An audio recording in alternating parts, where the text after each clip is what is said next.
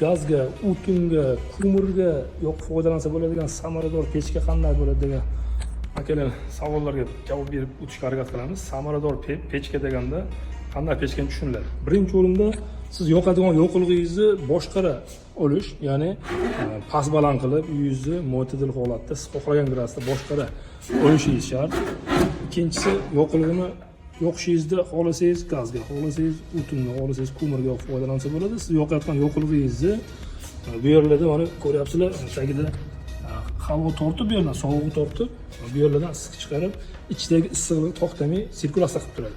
Xuddi radiatorga o'xshab. Yuzdagi sovuq pastdan tortadi, sovuq pastda bo'ladi, bilasizlar, issiq tepaga yuradi. To'xtamay sirkulyatsiya qilib. Ikkinchisi, yana samaradorlik zaslonka. Bu yerda issiqlik chiqib ketishini boshqarsangiz bo'ladi. Qancha ko'p ochsangiz, shuncha ishlik istadi. Qancha yo'q qo'ysangiz, shuncha issiqlik ichida saqlaydi. Bu ikkinchisi. Uchinchisi, bunday oddiy trubalarning o'rniga bizda sotuvda Rainbow bor, ya'ni dimixoddan chiqib ketayotgan issiqlikni asosiy qismini uyingizda qoldirib beradi.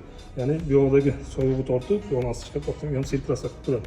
O'shaning hisobiga siz yoqayotgan yoqilg'ingizni juda ham foydaliligini oshirib beradi. Befoyda tashqariga issiq uvol bo'lmasligini oldini oladi. Yoqayotgan yoqilg'i samarali bo'lishiga sabab bo'ladi. Ustakalarga ham tavsiya beramiz. Shunaqa jihatlarga e'tibor berib pechka ishlab chiqarishlarini.